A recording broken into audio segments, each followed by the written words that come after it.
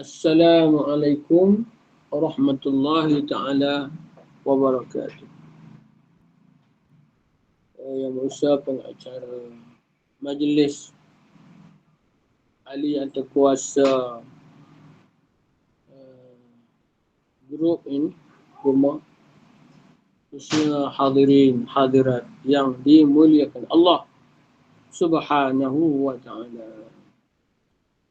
Kita masih lagi dalam suasana tilawah Al-Quran antarabangsa. Malam ni merupakan malam terakhir, malam pengumuman keputusan. Bacaan berakhir malam tadi.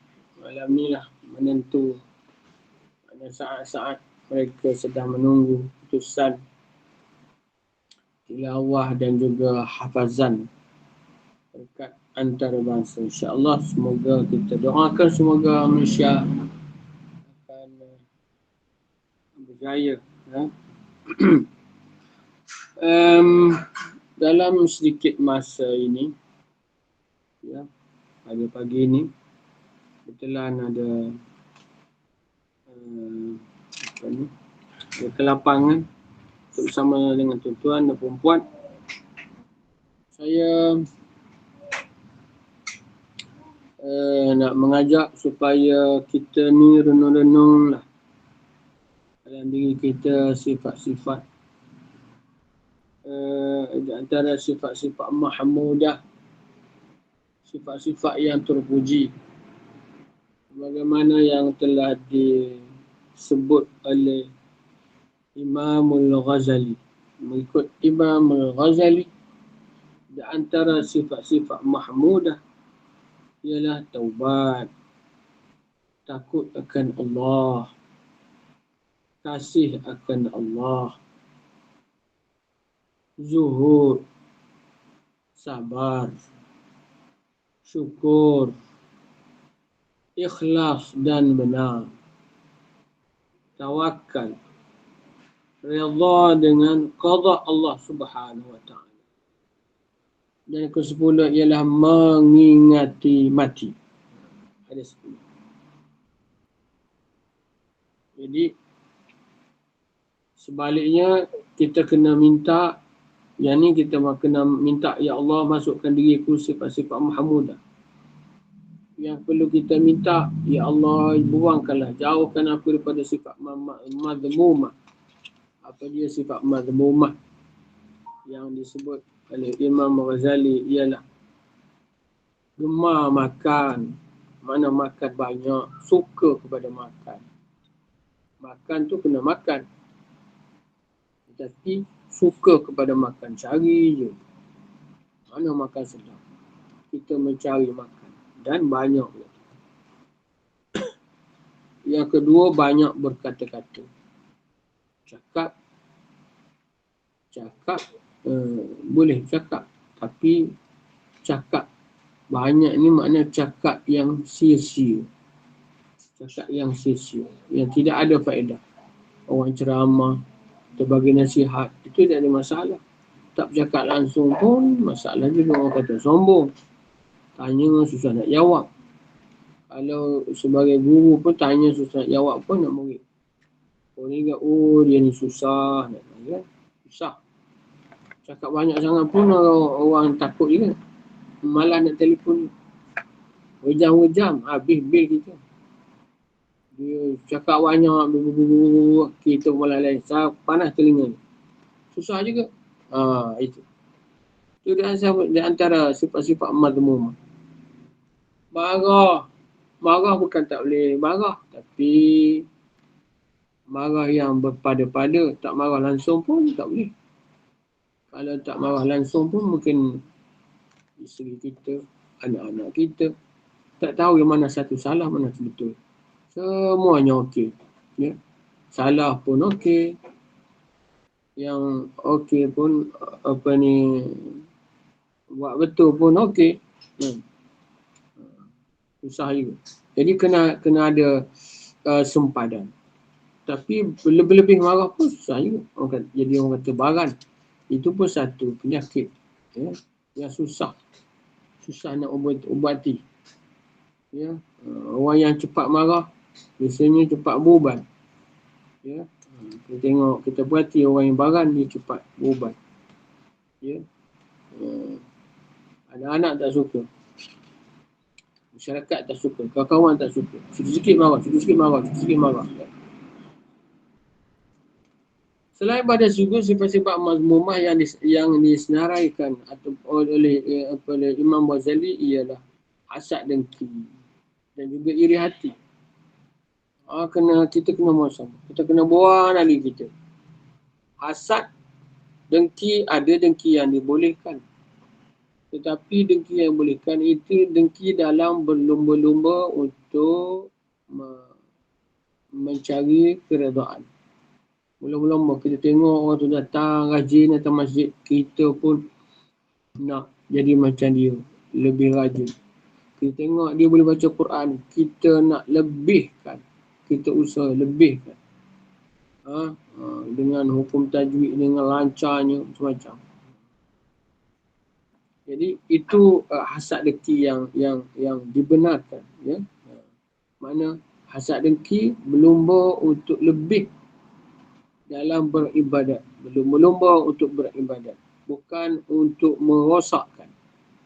Bukan untuk merosakkan orang lain. Nampak orang yang lebih pada kita cuba menghancurkan dia. Kalau dia duit banyak, dia kaya, supaya dia bankrupt. Kalau dia berjaya dalam perniagaan, supaya orang tak datang kedai dia. Sihirnya. Kalau dia berjabat, supaya dia turun pangkat. Dan sebagainya. Begitulah hasad dengki yang dicela dalam agama kita. Kemudian kasih pada harta. Kasih pada harta. Ya. Cinta kepada harta. Mencari rezeki adalah satu kewajipan bagi ketua keluarga. Kalau kita keluarga tu lelaki lah. Kalau keluarga perempuan, suami dah meninggal ke, dia jadi kewajipan pada dia lah untuk membesarkan anak-anak. Okay? Jadi, tetapi jangan jatuh kepada cinta, kasih pada harta, sayang kepada harta. Sampaikan nak infak pun sayang. Tapi kalau boros, belanja yang bukan-bukan, kita tak sayang. Untuk meninggikan syiar Islam, untuk ke arah agama, kita berat hati. Ya? Nak beli kitab, sayang. Nak beli Quran, sayang. Ya? Makan banyak, tak apa. Joli, ya? Travel, tak apa. Tapi nak pergi umrah, sayang. Itu tak betul. Ya? Itu maknanya kasih pada harta. Takabur, besarkan diri. Ini pun dilarang. Orang yang takabur ialah di antaranya syaitan. Takabur. Ya. Dengan sebab takabur, maka dia terkeluar pada Islam. Allah arahkan dia supaya sujud kepada Adam. Tapi kerana dia sombong, dia merasakan bahawa dirinya lebih baik daripada Adam, maka dia tak sujud. Dia tak sedar bahawa arahan itu adalah suruhan Allah. Allah yang suruh.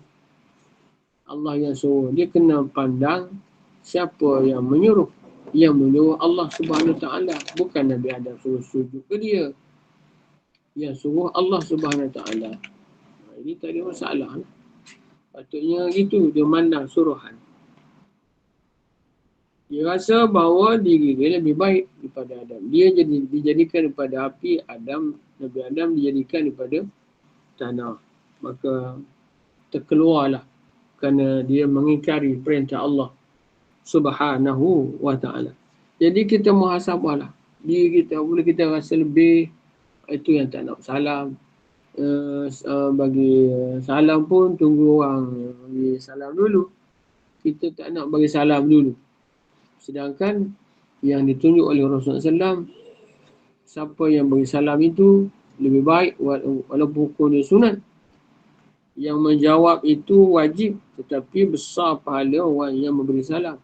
Kerana yang memberi itu maknanya dia dah menurunkan diri dia daripada sombong. Dia tegur orang lain dulu. Maknanya dengan kata lain, apabila dia buang sombong, datanglah sifat rendah diri, zuhud datang. Di sebalik itu. Selain daripada itu, sifat-sifat mahmudah yang perlu kita buang ialah riak, ujub, ya, kasih akan dunia. Itulah di antara sifat-sifat madmumah yang perlu dibuang dan sifat-sifat mahmudah yang perlu kita masukkan dalam diri kita. Barulah kita akan selamat di dunia, insya-Allah. Itulah perbincangan ataupun tazkirah ringkas pada pagi ini. Semoga mendatangkan kebaikan untuk kita semua. Terserah. Boleh ke nak buka ruang untuk ni sesi soal jawab? Ya, boleh. Jadi hari ini ambil kesempatan bersama dengan Al-Fadil Imam Hassan Al-Fadli, sekiranya ada sebarang kemuskilan, bolehlah ajukan soalan kepada yang berbahagia. Ustaz, silakan.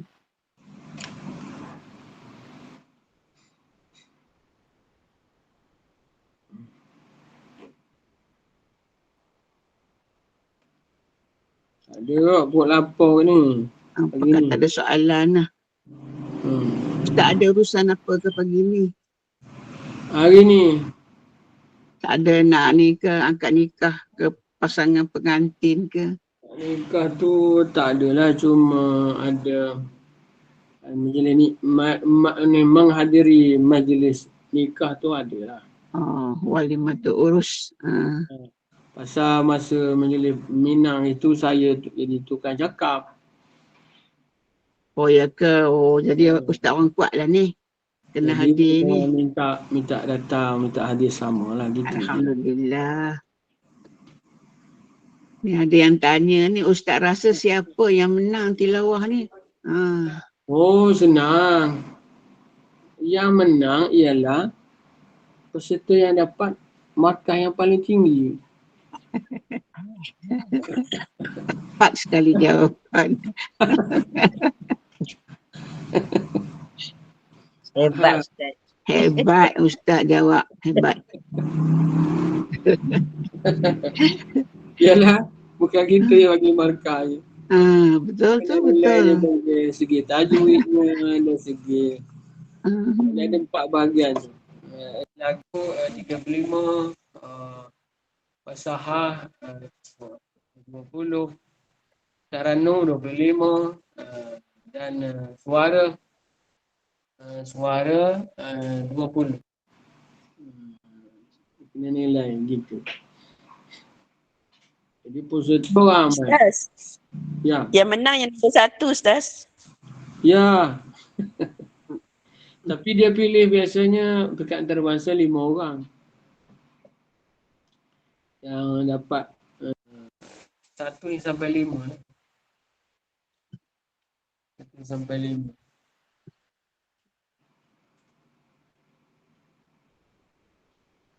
Agak ada soalan ke nak tanya ustaz? Saya tengok bacaan yang okey. Malaysia, Iran, apa tu, Singapura, Brunei, Pakistan baru ni okey juga. Sekarang ni susah nak nilai sikit lah. Pasal apa? Negara kita ni beruntung lah siapa datang ke Malaysia. Pasal kita ada tahsin.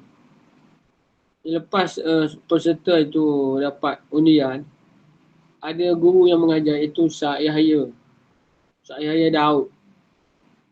Dia baru pencen, jadi dia buat tahsin. Saya ada grup tu, diorang tunjuklah peserta-peserta, katalah setiap hari yang nak baca tu boleh tengok kelas tu. Yang dia JAKIM tempatkan dia sebagai tenaga pengajar untuk memperelokkan bacaan. Pasal tu boleh kata semua peserta tu ada lagu.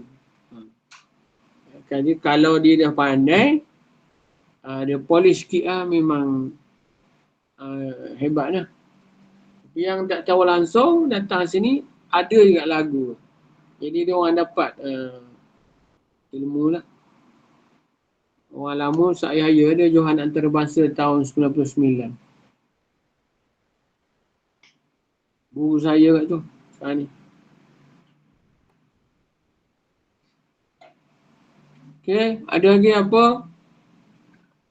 Ada Ustaz, soalan. dia bukan Apa majlis dia? tilawah je, dia ada hafazan juga Ada hafazan siang. Oh. Hafazan siang, tilawah malam. Jadi dulu tilawah saja. Apabila tilawah saja, ada beberapa negara yang tak boleh menghantar peserta. Di antaranya Saudi. Kerana Saudi dia tak setuju dengan lagu dalam tilawah itu. Dia kata bid'ah. Jadi dia hanya setuju lagu yang kita baca dalam solat. Dia panggil lagu secara murattal. Jadi apabila ada tilawah peringkat antarabangsa yang hafazan, barulah Saudi ada wakilnya daripada Saudi. Dia masuk hafazan je lah. Tilawah dia tak ada wakil. Kalau dia masuk pun baca murattal gitulah, memang tak dapat lah. Pasal lagu 10 minit kena buat 4 lagu. Kalau buat satu lagu potong 4 kali 3 dah ada 12 markah hilang. Tipis lah. Ni ada jemaah kata nak cakap, mic tutup. Puan Zahra. Mic tutup, hanya dengar je. Jadi dia orang tak boleh nak soal jawab. Tolong ni, Irma. Siapa yang tu? Silakan. Dah buka dah. Itu sebab senyap. Semua nak bercakap tak boleh. Oh. Apa dengan Quran ni, memperdengarkan suara ni, macam mana Ustaz? Mohon pencerahan lah. Bertandingan Al-Quran, baca Al-Quran ni, mendendangkan suaranya. Bagi perempuan lah, yang lelaki itu tak apalah. Macam mana tu Ustaz? Mohon pencerahan. Terima kasih Ustaz. Assalamualaikum warahmatullahi wabarakatuh. Yang dikatakan aurat mengikut pendapat yang setuju dengan tilawah ni, dia kata Quran ni tak masuk kira aurat. Ada pendapat satu lagi, dia kira perempuan pasal tak hantar macam Saudi kan. Salah satu Saudi lah. Dia kata aurat. Jadi pendapat yang satu lagi tidak aurat. Pasal apa aurat ni maknanya apabila dibaca menimbulkan syahwat. Adakah orang baca Quran ni? Orang perempuan ke baca Quran? Masa tak ada sampai hakim dengar perempuan baca Quran sampai sting, tak ada. Tak ada. Dia lain Quran. Kalau dia menyanyi pun, nasyid pun, kalau yang tak menutup aurat, kita menyebut nama Allah. Jadi itulah pendapat mengatakan bahawa suara dalam baca Quran bukan aurat. Saudi ni kira lah. Saudi je yang tak setuju. Dia kata aurat. Semua tak bagi, lesen tak bagi. Perempuan tak boleh buat kereta. Mana dia bagi? Ubah dia rumah je. Ustaz, itulah yang kirakan kelebihan Al-Quran ni Ustaz. Bila pendengarkan, akan kalau kita faham maksudnya lagi bagus kan Ustaz.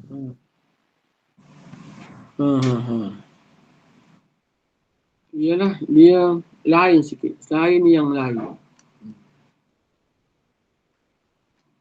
Kita dengar lain, insyaAllah.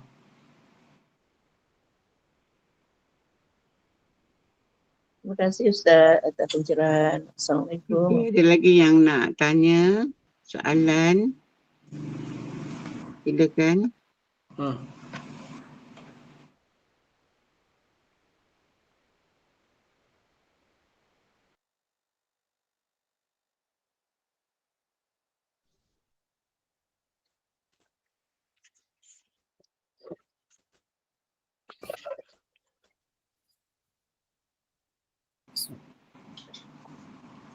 Silakan.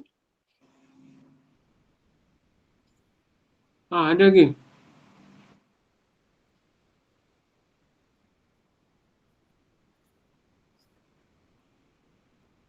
Kau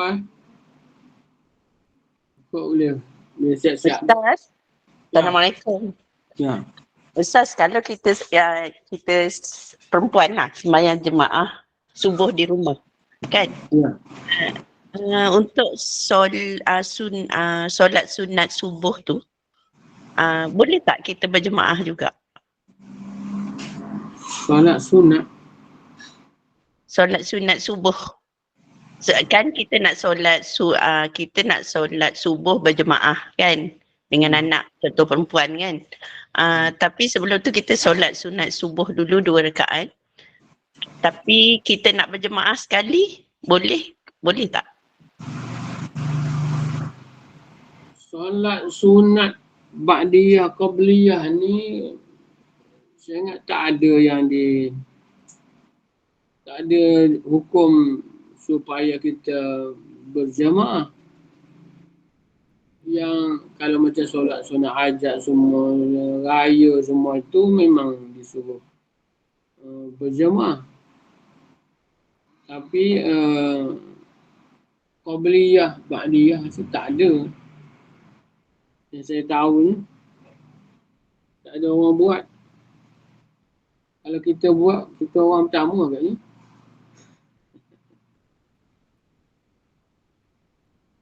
Ya Ustaz. Ya.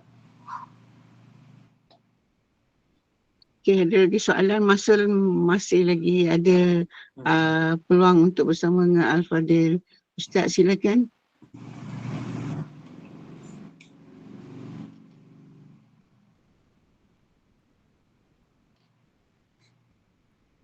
Assalamualaikum Ustaz. Ya, waalaikumsalam. Saya nak tanya lah, tadi susulan daripada jemaah tanya tadi. Ya. Jika contoh dia pagi ya Ustaz ya, kita ke masjid ya pagi katakan pukul 9 pagi ya. Jadi kita belum buat lagi solat duha. Jadi boleh ke kita sampai ke masjid, kita tak perlu buat tahiyatul masjid, kita slip ke duha. Jadi kita cover dua-dua sekali, boleh ke Ustaz? Seperti mana kita amalkan masa kita pergi ke ke Quba, di mana sampai ke sana kita duduk, kita terus buat duha, buat tahiyatul masjid. Ya. Sunat maknanya kita masuk masjid waktu duha lah.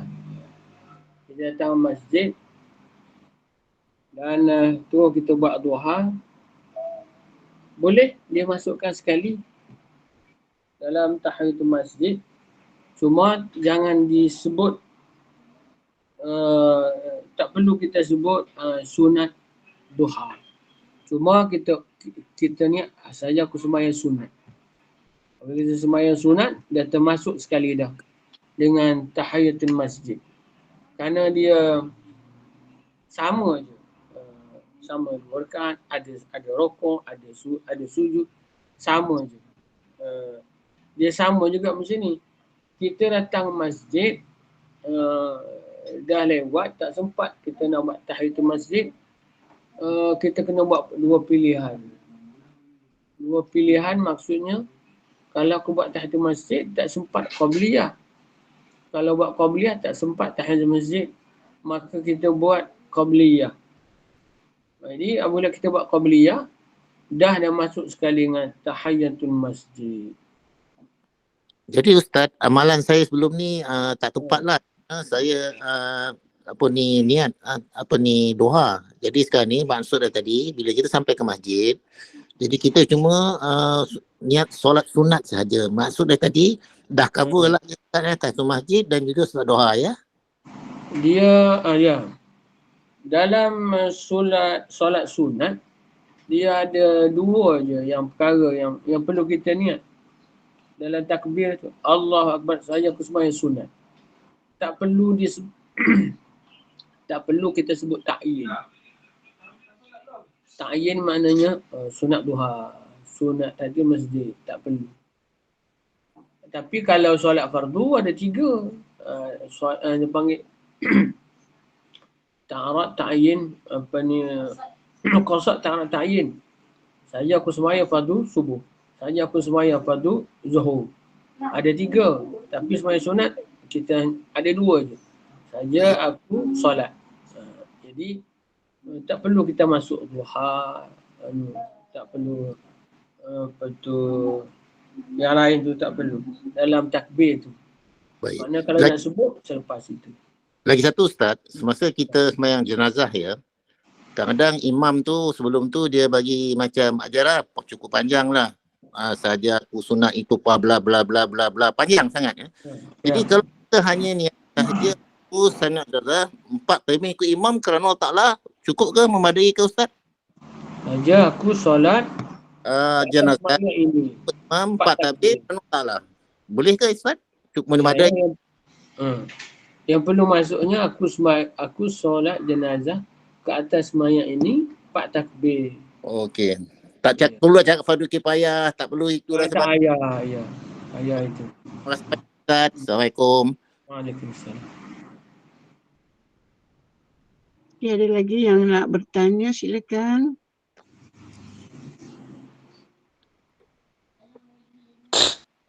Ustaz, Ya. bila solat sunat bermakna contoh kita tak cukup masa. Nak subuh kan, sebelum subuh kita tak cukup masa. Kita nak solat taubat, nak solat tahajud dan kita juga nak solat witir. Bermakna sebab masa tak cukup, boleh kita buat 3 sekali tapi niat kita solat sunat. Tak perlulah sebut 3-3-nya tu Ustaz. Boleh macam tu. Tak cukup masa tu tak cukup masa maksudnya dah nak masuk dah masuk.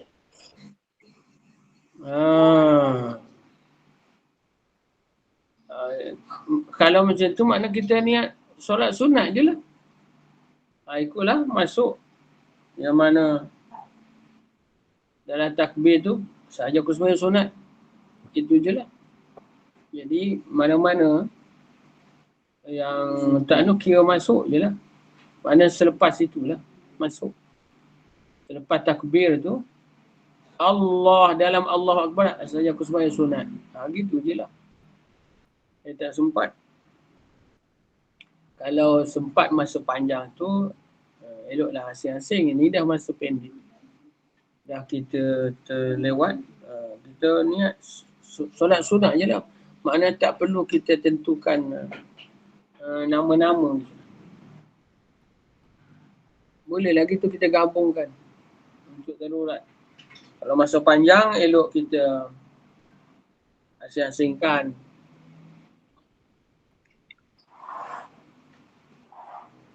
Ustaz, maaf Ustaz, saya ada satu lagi Ustaz. Ya. Saya minggu sudah ada satu ustaz lah, dia platform yang lain ya, bukan TNI. Ustaz ni nyatakan bahawa amalan Rasulullah semasa dia rukuk dan sujud biasa makan zikir subhanakallahumma rabbana wihamdik. Itu kan. Jadi dia tak mengajar cara untuk mengamalkan zikir itu.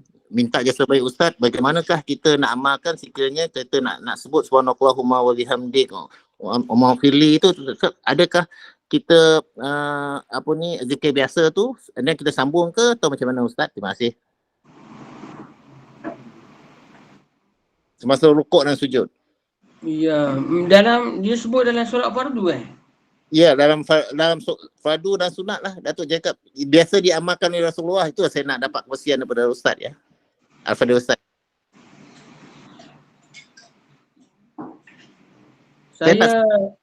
Saya tak pastikan. Cuma saya ingat biasanya kalau yang baca bacaan tambahan itu Rasulullah buat dalam solat sunat. Kalau solat fardu Rasulullah tengok pada makmum. Kalau makmum pun lama-lama Rasulullah tak panjang. Pasal kata Anas bin Malik, Anas kata di antara aku tak pernah tengok orang yang paling ringkas dalam solat fardu ialah Rasulullah.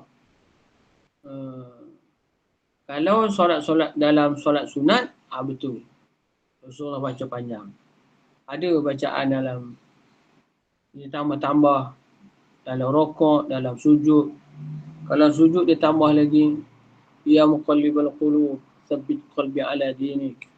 Allahumma tsabbitni bil qalbi tsabit fil hayati dunya. Allahumma ja'al akhir kalami la ilaha illallah. Dia banyak setengah pandangan dia tambah lagi dalam rokok tu la ilaha illa anta subhanaka inni kuntu minadh dhalimin. Banyaklah saranan-saranan ulama-ulama yang disusulkan bacaan-bacaan Rasulullah, tapi taklah satu serentak. Pasal itulah kalau kita tengok apa yang disebut oleh Aisyah, kan Rasulullah kata, kenapa ya Rasulullah engkau dah tentu ahli syurga, kenapa engkau solat sampai bengkak-bengkak kaki? Maknanya lama Rasulullah solat sunat. Tapi solat fardu Rasulullah tak lama pasal takut memang menimbul keresahan di kalangan makmum. Jadi Ustaz, kalau apa yang Ustaz jelaskan tadi, okey, solat sunat okey lah. Jadi sekarang ni jadi kenalah saya berbalik-balik pada yang lazim. Subhanallah wa bihamdi, subhanallah wa bihamdi. Sekarang selepas saya mendengar apa yang disarankan, subhanakallahumma rabbana wa bihamdik Allahumma firli. Dia cakap ada, saya rujuklah dengan mufti wilayah di WhatsApp, tak menyatakan zikir itu, tetapi dia mengatakan Sayyidina Aisyah ada menyebut di mana Rasulullah pernah amalkan, di mana dia diamalkan masa sujud dan rukuk. Jadi ini saya nak kepastian, kalau benda ni tak tepat, saya terpaksa berhentikan pasal benda ni meragukan saya Ustaz. Kita sebagai makmum, ginilah. Kita balik kepada hadis, ju'ilal imam liyu'tamma bih. Dijadikan imam untuk diikuti. Kalau imam tu baca, sempat kita baca, kita bacalah. Tapi kalau imam ada jenis laju, jadi kita tak boleh, makna kita pula nak beri warak pada imam, makna kita baca, imam dah entah ke mana dah. Jadi di situ dia bercanggah dengan hadis, makna ju'ilal imam yu'tamma bi, dijadikan imam untuk diikuti. Kalau orang muda-muda kadang-kadang surah Fatihah masuk rakaat ketiga tu dah, kita kalau lambat pun tak sempat. Lajunya imam-imam sekarang, mungkin yang imam yang laju tu yang tak ada tasawuf lah. Jadi kita nak, maknanya kita sebagai makmum, kita tengok imam. Kalau imam tu jenis mencari benda-benda tu, baca panjang macam kita, tak apalah, kita boleh baca lah. Tapi kalau imam tak baca, makna yang kita sempat yang sekadar yang biasa saja, kita baca setakat itulah. Kalau tidak, jadi tertinggal pula dengan imam. Kalau boleh tertinggal dengan imam, jadi satu kesalahan pula. Itu yang saya dapat faham. Assalamualaikum Ustaz. Ya. Datuk cakap tadi, memang saya amalkan Ustaz. Sebab ini saya belajar. Melalui rujukan buku Sifat Solat Nabi Sallallahu Alaihi Wasallam, Abdul Mu'in Abdul Rahman nulisnya. Jadi saya baca subhana rabbiyal a'la, subhanakallahumma rabbana wa bihamdika Allahumma ghfirli. Sebab di betul. situ kita mohon keampunan daripada Allah. Ya. Jangan tinggal. Kalau Jangan sempat, tinggal amalkan. okey. Simpan. Kalau sempat, okey. Pasal dia kan dia sunat. Bacaan tu sunat. Ya. Bacaan sunat. Yang wajibnya rokok serta tamakninah. Begitu sujud serta tamakninah. Kalau sempat, okey. Kalau tak sempat, kita abaikanlah. Solat fardu tu tak kumat. Pasal yang wajib ikut imam. Itu je lah. Terima kasih Ustaz. Jelas. Assalamualaikum warahmatullahi wabarakatuh. Cukup ke Saya nak pergi itulah. Hari ni ada apa? Okey. Kita menghadiri nikah di Serendah. jauh juga tu. Okey. Kita tutup dulu kuliah kita untuk pagi ini. InsyaAllah dalam pertemuan akan datang kita akan bolehlah sediakan soalan-soalan untuk diajukan kepada Al-Fadhil Ustaz. Jadi Alhamdulillah, amin, Allahumma amin, jazakallah khairan kasiran jazak kepada yang berbahagia Al-Fadhil Imam Hasan Al-Fadli Abdul Rahman yang telah pun menyempurnakan kuliah subuh kita pada pagi ini. Mudah-mudahan doa kita pada pagi ini dimakbulkan oleh Allah Subhanahu Wa Taala. Terima kasih juga atas perkongsian ilmu pada pagi ini. Mudah-mudahan kita dianugerah dengan sifat-sifat mahmudah, iaitu sifat-sifat yang mulia dan menghindari dan menjauhkan diri kita daripada sifat-sifat mazmumah, sifat-sifat yang dikeji dan tercela. Mudah-mudahan kita selamat dunia dan akhirat. Terima kasih kepada para jemaah yang turut serta dalam sesi soal jawab tadi. Mudah-mudahan bermanfaat untuk kita semua, insya-Allah. Terima kasih kepada tim Gubernur Iman, terima kasih kepada para jemaah, para penginfak yang terus menginfak kepada tabung Gubernur Iman. Mudah-mudahan mendapat rezeki yang melimpah ruah dan infak-infak tadi dapat pihak Gubernur Iman menyediakan kuliah-kuliah bersama dengan asatizah pilihan, insya-Allah. Kuliah duha kita sebentar lagi bersama dengan Al-Fadhil Imam Muhammad Nazri bin Haji Mustaqim Tadabbur Surah An-Nisa pada pukul 8.15. Bagi para jemaah yang mungkin ada masa yang terluang untuk pagi ini, teruskanlah berada di majlis ilmu pada pagi ini. Dan pada yang mungkin ada urusan-urusan yang perlu dilakukan, contohnya seperti ustaz, ada walimatul urus dan sebagainya, dan urusan-urusan keluarga yang lain, moga Allah permudahkan segalanya dalam kita menjalankan apa saja urusan kita pada hari ini, insya-Allah. Saya mewakili tim Gubernur Iman, mohon maaf atas segala kekhilafan, kekurangan, kelemahan sepanjang kuliah pada pagi ini. Yang baik daripada Maha Pencipta, yang kurang elok daripada kekhilafan, kelemahan diri sendiri. Jadi kita tutup dulu kuliah subuh kita pada pagi ini sekali lagi dengan rasa bangga dan sukacita. Dipersilakan yang bagi Al-Fadhil Imam Hasan Al-Fadli untuk menutup dengan tasbih kafarah dan suratul As, dan saya akhiri dengan lafaz kalam yang mulia. Wabillahi taufiq wal hidayah. Assalamualaikum warahmatullahi wabarakatuh. Subhanakallahumma wa bihamdik asyhadu an la ilaha illa ant astaghfiruka wa atubu ilaik. Bismillahirrahmanirrahim. Wal 'asr innal insana lafi khusr illa alladhina amanu wa 'amilus solihat wa tawassaw bil haqqi wa tawassaw bis sabr. Wabillahi taufiq wal hidayah. Assalamualaikum warahmatullahi taala wabarakatuh.